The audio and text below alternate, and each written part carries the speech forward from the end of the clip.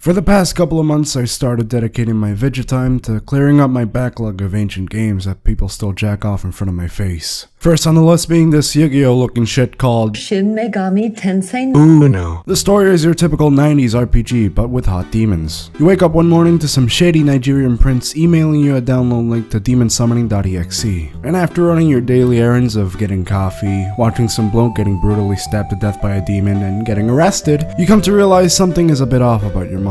Instead of it being the start of some kinky shota hentai, it turns out she was killed by a demon which took her place. You smack the little asshole upside the head and start looking for answers regarding what in the fuck is going on with these demons invading Nippon. You then travel around your hometown with your prison butt buddy and split off into 3 different paths depending on your autistic ideology that you align yourself with throughout the game. Unfortunately, there's nothing stopping a third nuke to the country. The gameplay consists of you, the player, 3D dungeon crawling through large buildings all across Japan, either talking to NPCs or wandering aimlessly through basements, finding key items to progress the story. Anyone with a sense of direction won't have a problem with these areas looking the same, up until the second half starts placing random teleporting tiles in rooms inexplicably filled with fog. The battles themselves are standard turn-based fights, although the game suffers from the worst pacing I've seen in any RPG thanks to the information being slowly displayed in a shuttering window.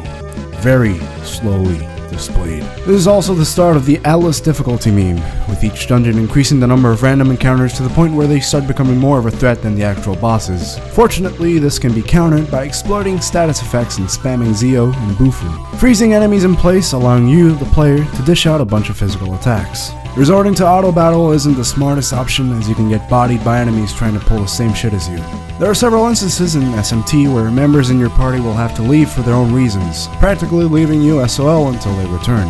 Luckily, you can mitigate your troubles with the power of paganism.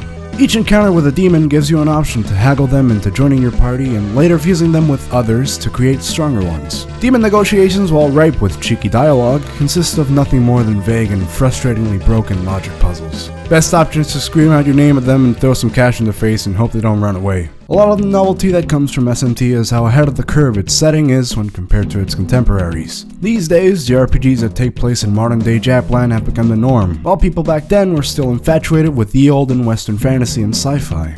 It manages to capture the vibe of a no-tropian and dystopian Japan pretty well for an old 16-bit. And while you may hear that this game's heavy emphasis on religion, politics, and general philosophy are too deep for you, they're just dumb surface-level elements the team used to craft a story and nothing more. We still had to sit through soul hackers until we reached the good shit. As you get more and more into the game, its mystifying aura tends to peel back to reveal a real loud, punk-as-fuck JRPG. The writing itself is really charming. Aside from the aforementioned demon negotiations, there's a lot of banter between your party members. My favorite character being the Chaos Hero, with his lack of any real filter, making him the lovable thug in every conversation. There's no real character development to be found in the game. Rather a series of events that culminate in your party members leaving off on their own, with one stealing one of your demons and fusing himself with it, becoming a goofy hybrid ninja with his own big titty wasteland GF, and the law fag just doing something boring like reincarnating as Jesus Christ. It's all very simplistic, yet very rich with character.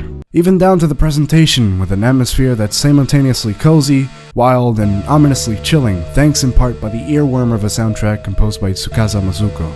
SMT1 is a low-budget title through and through, despite the fact it still has a lot of soul that's been lost throughout the years with how poorly the game has aged when comparing to recent Atlas RPGs. This really isn't a starting point for someone who's been eyeballing Megaten for a while. You either must be a diehard fan of the series or someone with high-functioning autism and an insatiable appetite for RPGs of that era. And if you're one of those two, then chances are you've already played it. There are a handful of ports of this game that each offer significant quality of life improvements. In Japan. Right now, us Baka Gaijin are stuck with the original SNES version with a buggied fan translation as a way to experience it. It's not as great as any of the heralded RPGs on the system, but it sure as shit is a lot better than Earthbound. Thank you, Shin Megami Tensei. God, I wanna fuck Echidna so much. Get out of here, woman, it's time for my masturbation.